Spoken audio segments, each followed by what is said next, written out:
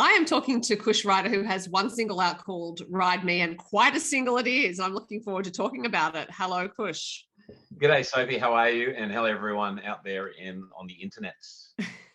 I'm going to start with the obvious, which is that you have a great name for country music. I'm sure you're aware of this. Yeah, thanks very much. Yeah, it runs in the family, I guess. But yeah, got to be a rock star. You got to have a rock star name. Now, you spent 17 years overseas, playing all sorts of venues from bars to music festivals. You originally set off for a 6-month stint with a guitar and it turned into all this. But what prompted you initially to go overseas? When I finished school in Brisbane, went to boarding school up there, and I finished up and went into hospitality. I got a job in Brisbane casino as a games dealer. So I was on blackjack, 2-up, roulette, all the games. And I from there, that launched me to go to the Caribbean and worked on the cruise ships for 2 years. Okay. So it was originally a 6-month contract, but I mean, I was in the Bahamas. I really didn't care to come back to Brisbane, although I love Brisbane. It's still kind of home to me, I guess. And although I'm in Melbourne now. And then, one thing leads to another, including not having enough money to get home, but enough money to get onto the next country or just to keep the status quo. So I stayed on, and I did come back in small bits and pieces, short trips here and there, but my heart was always back overseas. I wanted more of that traveling and to live that life as a backpacker, or eventually what I called traveling without moving. So, And what do you mean by that, traveling without moving? Well, traveling as in you're still getting that full cultural experience, and probably more so because instead of just seeing, the Tower of Pisa or whatever for half an hour, I'd be living there. Not that I've ever been to Italy, but I spend most of my time in Argentina, Brazil, and the US. So it was, I think what was it? 3 things. It was an apartment, a phone, and a girlfriend if I was lucky enough. And I thought, well, those 3 things are enough to keep me there. So traveling without moving, which is the name of a Jamiroquai album, and I've always loved that music and them, and I love that. I thought that name was exactly what I was doing. I did own a backpack, but I never actually got on any trail and did the backpacking thing. I may as well have had a suitcase and just lived around wherever I wanted. So yeah. So at which point did music figure into this? Because as you said, you went overseas to do a non-musical job initially. Yeah. That's a great question. It was actually, I think I was in my late 20s. So I've been playing guitar since I was 13, and always liked country, blues, rock, soul. Having grown up, as a teenager, listening to Cold Chisel, Barnsey, Diesel, all those sorts of things that were big in the 80s and 90s. So I always had music and rock and roll and leather jackets and, boots and things like that. But I guess the moment that I sort of stepped up from just being a guy that would play at parties in the kitchen, around the fridge, and all that sort of stuff was in Argentina. I would have been probably nearly 30, to be honest, 27, 29, somewhere there. Yeah. It was sort of that late, and I was working in a bar. I was the manager. And the short story is the band that I had hired for that night to play in the bar that I was running, their singer didn't turn up. She was running late for sound check. So I said, well, I'll get up and I'll have a go at sound check. And I got up and we did, I forget what song. I actually think it was Proud Mary, Creedence. And it was like, the guy said to me, wow, you should do this. So we formed a band. From that band, we formed another band called the Barflies. And we ended up playing for like 3 years in all the big pubs in around Buenos Aires. We had a residency twice a week in the biggest Irish pub in the city, which is massive. So I literally went from just giving it a go to launching, and I just kept going. I knew I always had it in me, though. I knew that it was something that I always wanted to do. I just had never really formed a band before, things like that. I'd done little bits and pieces, but never with the intention of, wow, this is it. And then we recorded, and We didn't tour as such, but we certainly played a hell of a lot of gigs. And then it just snowballs, and then that was it. I was a musician in my eyes, but I guess it started to get out to other people from there.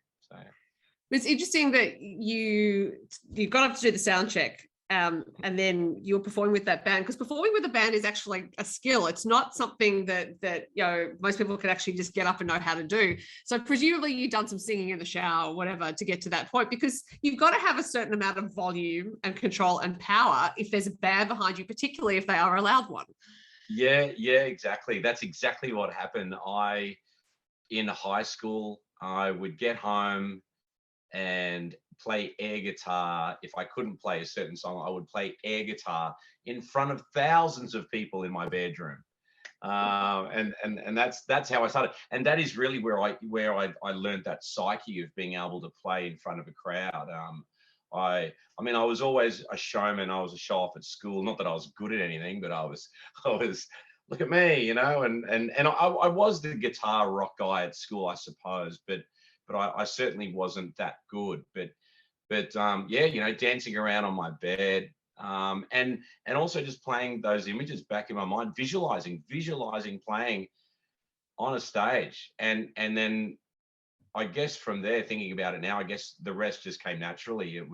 I'd already done it in my head, so to get up in front of a crowd.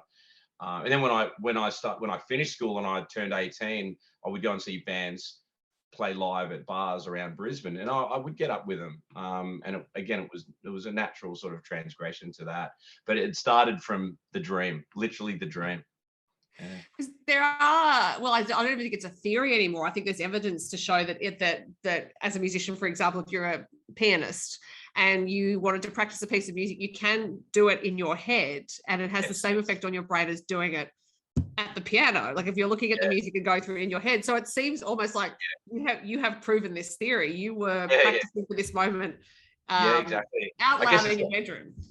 Yeah, I guess it's like the secret, you just manifest it in your mind. And I still do that, I guess, with my music today. And it's funny you say, working on music, in my mind, I will write a song in my sleep, or just thinking about, I can hear the music, the chords, imagine it, and then write a song without even humming a tune. I can, not all the time, but a lot of the time I can, go straight and then go on the guitar and I can play it. So there's definitely a mental aspect there to it, which is kind of weird, huh? Well, yeah, but yes, and it's fascinating to see it in practice. And talking about creating songs in your sleep, of course, Paul McCartney started doing this a long time ago, and other songwriters have said they do it. I find this fascinating because I can't remember anything of what I dream. Yeah. But it's almost like, because I know vivid dreaming is a skill that people learn where they are aware that they are dreaming and then can wake up and retain that dream. So it sounds like you've developed that as well. Yeah, I guess so. Certainly to agree. I mean, it doesn't happen every night, and not every song I come up with is really that sophisticated in its writing. But I'll have the phone next to me sometimes, and I'll wake up in the middle of the night and I'll hum the tune that I've just dreamed. It does channel that way. It really does. Yeah, but it's not as though my mind is always switched on to music either. It's either subliminal sometimes, or it just comes down that way. And some of the stuff is pretty fun. A lot of it's not. A lot of it is like, oh, gee, that was a bad dream. But, But maybe it's you got to, download that stuff to get to the other stuff. Yeah, that's right. Yeah, purging music all the time. So that was sort of like the start of it, and then, I guess I got better at the guitar. I was never really playing in bands, and, as I said, until a bit later.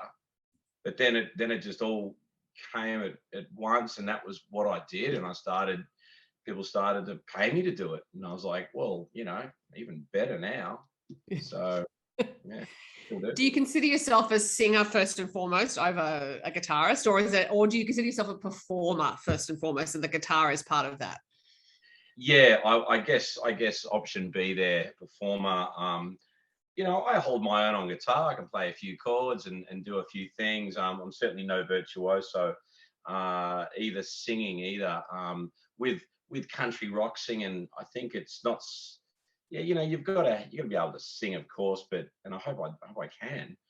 But the performance is often sort of sometimes what takes precedence.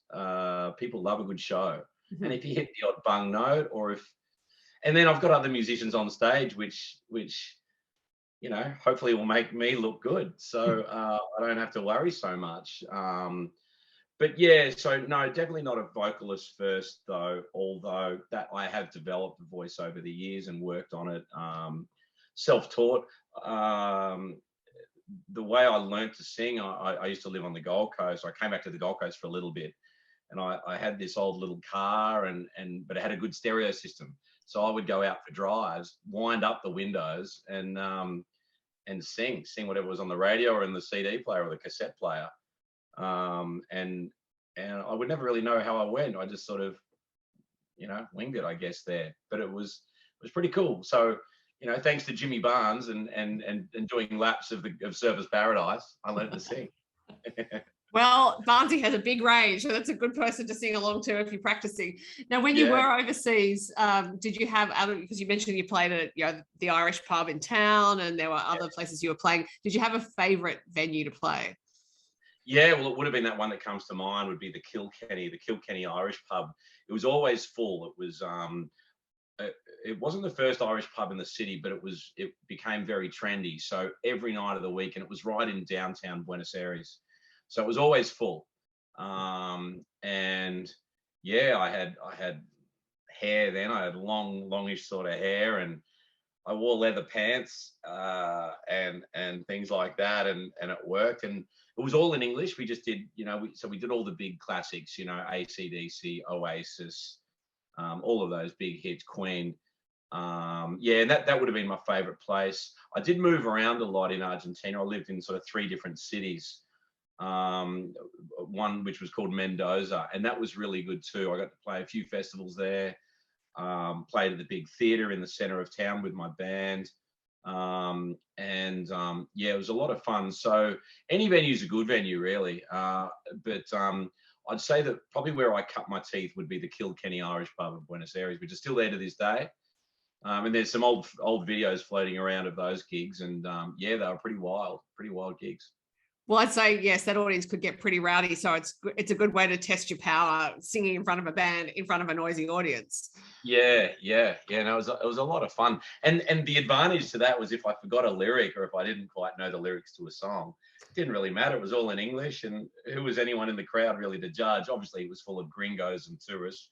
They might pick me out in a few lyrics, but I was happy just to wing it and bluff it through if I didn't quite know the lyrics to a song, because they're all speaking Spanish. I eventually learned Spanish, but I never sang in Spanish. It was always in English. I still don't to this day. Although it would be nice, but no, I never got there to sing in Spanish. Well, there's still time. So you've come back to Australia and you are living in Melbourne. Now, Melbourne has a well-established Americana scene, not so much a country rock scene, from what I understand. But how are you finding it? Yeah, that's right. I haven't. There's James Ellis and there's a few other guys out there that are doing the Americana stuff and traditional country. There's a few new bands which have also, raised up out of our lockdowns here in Melbourne. The country rock scene here, there's a couple of bands doing it. Some have just finished. The Silver String Outlaws, which they're from down here in Victoria, and they've been around for 20 odd years. But then they do the B&S Balls. Well, they've just finished up after 20 years. They've packed it in, but it's pretty limited. We've had a few good gigs with the new band, the new lineup. Obviously, gigs have only really come online since the beginning of the year, I think. I was able to do a few quick solo acoustic ones in the breaks of the lockdowns, but there was limitations on people, and anything could be cancelled on a whim, and it was very hard. In the Americana scene, there's a big festival. I think it's up in Mildura. They do that sort of stuff. But no, I'm not really sort of to that side of country music. I'm more into the new country, as they're calling it, that is coming out of the US. So at the moment, that's more my style. But yeah, it's going really well. The band has had a lot of success in the lead up to our gigs. Call it hype. Not that I like that word. I try to hype almost sounds as though it's not justified. But yeah, we've had a lot of interest, and it's going really well. And we got solid gigs. Unfortunately, we had to cancel the one just on the last weekend but there's plenty more in the pipeline to come, including a festival later on in New South Wales. And then hopefully we'll come up to Queensland real soon. Yeah, it'd be good to get back home and hit Gympie or wherever. Yeah. Yeah. You can tear around the Gold Coast again, crank up the Barnsley. Yeah, that's right. Yeah, that's right. Yeah, love to play the Gold Coast, up to the Groundwater Country Music Festival. That'd be great up there. So it's happening. The band is new, relatively new. I probably got the guys together in August of last year. And yeah, we're sticking together, and it's really working. It's a lot of fun. So now let's talk about your single, Ride Me, which was inspired, I believe, by you seeing bull riders at the Denny Ute Muster a little while ago. And I worked on a book about the PBR, the Professional Bull Riders Association, a few years ago. So I completely understand the appeal of bull riding. It's an incredible event and spectacle. And I think the song really matches the energy of a bull rider, if that makes sense. But I'm wondering what specifically inspired you about bull riders to write a song. It was this one guy, and I hope I see him again. I can remember his face, actually. I was walking around Denny Ute Muster with my banjo. I've gone there a few times now, and I've always brought my banjo instead of the guitar. Don't ask me why. I think it's just more, I don't know. For some reason, I always bring the banjo. And anyway, I was there behind the chutes, and it wasn't open to the public. You couldn't get in. But I asked someone if I could, and he said, yeah, come on in. And so I went there behind the chutes, and I was standing next to a bull rider who was bent over, doubled over in pain, but he was about to get back on and go out and ride again. And I was like, no one was tending to him. He was already in bandages. And I was like, mate, you all right? And he's like, yeah. I've got photos with him now that I think about it too. I must put them up. And he goes, yeah, he obviously got stood on or bucked off on the wrong angle, or, I think landing, this was not a landing. This was something that the bull had obviously given him. I think there was blood at some point there, but he was about to get out. And I was just like, this is crazy. Hours later, I see him, because he's still in the same gear, out at one of the bars later on that night, around the Denny Ute Muster itself. And I'm like, this is incredible. These guys and then they tour around the country. It's what they do. Unless they win, there's probably not $1 in it. And yet they love it, they do it, and put their bodies on the line in ways that no one really does. A football game, you've got a referee, you've got rules. A bull, there's no limits.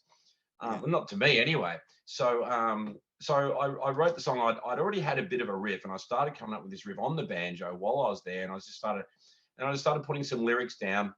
And then that was sort of about as far as it went. I didn't write that song in 5 minutes like, some people do, or most of my songs have some sort of a process over a bit of time. But anyway, I came back, got into the studio with my producer, Boris Markarian, here in Melbourne, and we started to put it down, and we built this song, wrote this song, and it went from there. But we wanted that Saturday night energy, that we wanted a good hook in the song, and that Saturday night energy, that's something that happens between riding in the afternoon, a bull, and the party. And then, I think it talks about grabbing a beer, and it does talk about grabbing a beer and the party and things like that. So we wanted this high energy bull riding song, because that was exactly what was going on. So it's a really true song to the moment. All of that happened. And yeah, it's hopefully the single sort of gets into people's ears and into people's stereos. Have any bull riders contacted you to say they like the song? Not bull riders actually, yeah, there's a couple of Kaya and Jake Burge from Broadford. They're young fellas, and they're bull riders. I've known them for a few years, probably even before I wrote that song. Their dad was like a roadie of mine for a little while. And so, yeah, I think they've used snippets of it for their little clips and things like that on Facebook and whatever. So it's been pretty cool. But yeah, it'd be great to get, hello, if anyone PBR, if you're out there listening, so yeah. You might want to chat to Casey Barnes. I think he's got an association, or has an association with the PBR. What surprised me about the bull riders was how many of them started very, very young on riding, and like quite dangerous riding. And I just thought this is a different breed of human I'm talking to. Yeah. It's an incredible sport. It's fast. It's dangerous. It's impressive. and country music is tied into it, you know, synonymously here and in the States and all around. It's actually really big in Brazil, where I used to live. A lot of the world's best bull riders have come from Brazil. Yeah, incredible energy. What a sport. And it only goes for 8 seconds. But I'll tell you, you wouldn't get me up there. I'd break a collarbone in a heartbeat. Oh no, it's terrifying to watch. But strangely exciting and thrilling. Because yes, as I said, they're a particular breed of human. So it is really interesting what they get up to. I could talk at length about it because I learned so much about it, but I'll move on. You talked about writing up songs generally. I'm wondering if you've been working on some more songs to record and release.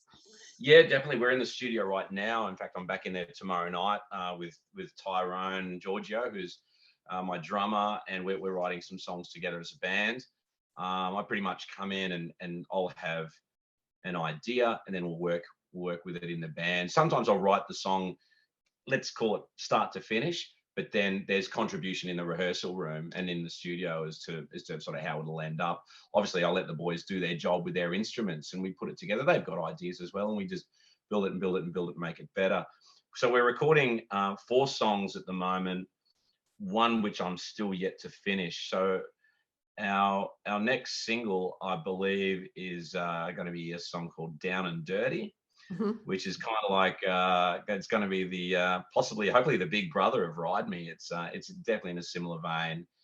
Another interesting song which I'm writing on the piano here. I've got my piano here next to me, which you can't see, but I had an idea. I wanted to write a piano ballad to really change it to get out of the guitar orientated rock. And you know, piano is a great tool. Keith Urban's got some great piano songs, you know, Garth Brooks, Jason Aldean, all these guys, and they're big influences on me. And I really like the idea through personal experiences with my family and other people, men and women. And the song is called Doing the Best She Can. And it is about, even though I haven't finished the lyrics, I've finished the music. It's about, you know, a single mother who, for whatever reason, is now separated. She's got the kids. The dad's gone through, you know, we just hear about it so often through domestic violence and alcohol abuse, all that sort of stuff. And she's doing the best she can to, you know, to have the kids and find a new place, go through the system, start again, still be a good mum, still start a new life. So that's a personal song, and I really want to get that down. I've just got to, you know, there's going to be some pretty heavy lyrics. A lot of my songs, the lyrics can be either almost insignificant or there hasn't been too much thought in them because, hey, it's just rock and roll. Sometimes it's about the music and less so about the lyrics. But I think everyone, especially in country music, a great country song will always have meaning. You know, the words, the lyrics have got to have meaning. But this one, I think, is going to be quite poignant, you know, in that regard. So I've got to tweak that and just get it right. And when I'm ready, I'll put that down. So yeah, doing the best you can. It is a big decision, I guess, to write such a personal song when you have come from that performance entertainment background, because it's not necessarily off-brand, because I think the audience can handle a lot of things. But I guess for you as a songwriter, it requires a certain amount of nerve, maybe. Yeah, sure, and to sort of expose that vulnerability. But I think that's what makes it relatable. And if you can make a song relatable, then that's a lot of the work of what makes a good song good, you know. And I don't want every song just to be about, you know, blatant Saturday nights and drinking and bull riding and you know, a girl in a ponytail and cut off jeans. So, you know, which is so often the cliched lyric often for certain types of country rock. So yeah, sort of gonna show a bit of heart in that one, and look forward to it. And it's, you know, resonates with many people around the world for that sort of a topic. But yeah, I like it, and melodically, I like it. It's a funny story about how I came up with the music. I was driving home one day. It was a really hot day. Must have been nearly 40 degrees here in Melbourne. And there was a house, and it was the keyboard that I've got here was Hard Rubbish. and it works fine. So I picked it up, and as soon as I got it home, I plugged it in, and I just started playing. I haven't played the keyboard for years. It was actually one of the first instruments I learned to play before even learning guitar. And I just started playing, and it just came out straight off. It was the day Meatloaf died, so it was earlier this year. So I've called my keyboard Meatloaf, because everything's got to have a name in music. And yeah, it came up with that song straight away. It just came out of the fingers. So yeah, pretty special song. So you mentioned the other instruments. So piano, guitar. What others do you play? I did. Oh, banjo. Sorry. Yeah, a bit of banjo. Yeah, I don't play the clarinet, and I don't play the saxophone. I guess that's the best way that I could explain it. I did clarinet at school for 5 years, saxophone I think for another 3. I was bad at it when I started. I was bad at it when I finished. I learned nothing about music. I retained very little of the theory. Some of it I can still apply, I guess, to you know, how I play today. But I guess, yeah. So the piano also sort of came about by accident. My dad bought my sister a piano when we were kids, but the piano was too big to fit anywhere in the house except for in my bedroom. So it sat right next to my bed, and I could play from my bed, and that's how I started. And I worked out, well, that's okay. So that's a chord, and then you move your fingers around, and that's another chord, and then I sort of put the mathematics of it together, and just going on from there. That's how I taught myself guitar. I taught myself guitar from knowledge from piano, which had nothing to do with the 7 years of musical theory or 8 years of studying clarinet and saxophone as a kid. I hated it. I hated it. I even music. I didn't even listen to music back then. You know, as a young, wouldn't even know a sax solo on the radio if it hit me back then. Wouldn't care. But right then, I discovered rock and roll when I was 13, 14, and the rest is history. Well, you certainly stuck with the clarinet and the saxophone for quite a while, considering you hated it. Yeah, exactly. 8 years, 8 years in my developing years, and I didn't retain a thing. I was, yeah. I don't know why I did it for so long. Maybe it just didn't occur to you because you're a child that you could stop. Because I think kids sometimes don't realize they can stop. Yeah, that's right. Yeah, that's right. It must have been it. So it was just, but it came to an end, and now I've got a dozen guitars sitting here behind me, and good old Meatloaf here on keyboards, and it's I don't play every day, but certainly will strum most days. In the rehearsal room is where the work is done, and I try to, whenever I'm writing, I try to take myself out of my home environment. I don't write often so much sitting at home on the couch. I'll take my dog for a walk, go down the park, sit under a tree, which is exactly how I came up with one of our songs called Firelight. And the idea of a song will come to me. The way I write songs is, I call it by design, where I'll think, okay, what do I want in my show? What kind of a song? Do I need another ballad? Do I want a party song? So I'll go with that, and it'll start off like that. Then I'll take it into the room, and we'll workshop it, including turning the song completely around and making a ballad that I thought, oh, this song's a ballad, turning it around and turning it into a party song, because it'll just sound better. Like the drummer will just play faster, and I'll go, bang, that's it. That's the way it works. So there's still complete open license, even though I might have an idea for a song, and we just tweak it. Some songs get chucked in the bin. Some songs get changed. Some songs are straight up. Ride Me, for example, was straight out of the gate. There was, we came up with that. I came up with that pretty quickly. It was just an easy song. Thank God. Yeah. Well, and that seems like a very fitting note to end on, because we were talking about Ride Me, and it's been great finding out about your process and your background as a musician. I tend to think no education is wasted, so your years on clarinet actually did have something to do with it. But Cush Ryder, I look forward to your new music, and thank you so much for talking to me. Good on you, Sophie. Thanks very much, and thanks for the plug, and I hope you enjoy the rest of the songs. I'm sure I will. Good on you.